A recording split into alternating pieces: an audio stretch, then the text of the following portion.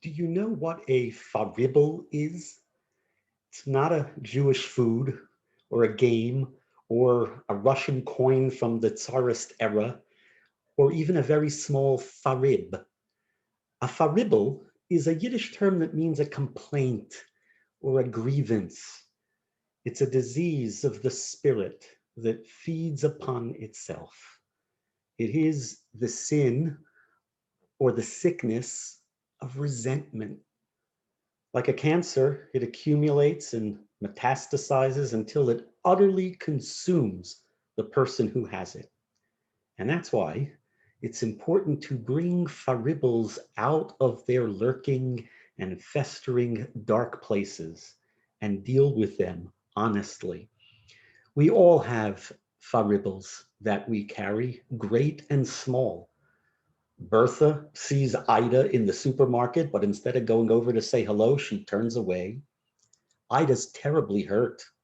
A farribble grows inside her until Bertha later explains that she knew Ida had recently had some throat surgery and she didn't want to go over and engage her in conversation so that she would have to talk unnecessarily. Bob approaches his friend Joe and asks him if he can nominate him to be on the temple board of trustees. And Joe, with great humility, declines. And so Bob doesn't nominate him. But Joe feels hurt that his friend didn't go ahead and put his name in nomination anyway. Farribles thrive in closed environments, in places where there is no open dialogue and candid discussion. Our Torah portion this week talks about farribles.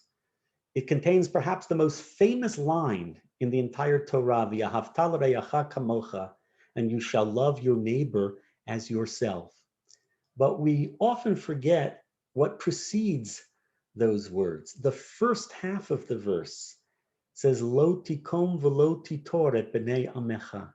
You shall not take vengeance or bear a grudge against your countrymen.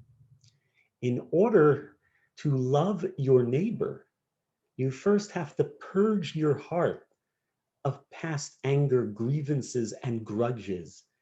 You have to rid yourself of the farribles you have towards someone else, just as you would want them to cast away the farribles they may have against you.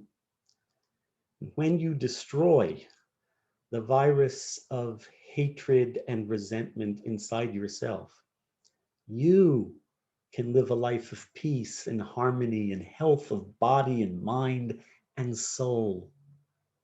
And together with others who do the same, we establish what the Reverend Martin Luther King Jr. called the beloved community. Shabbat Shalom.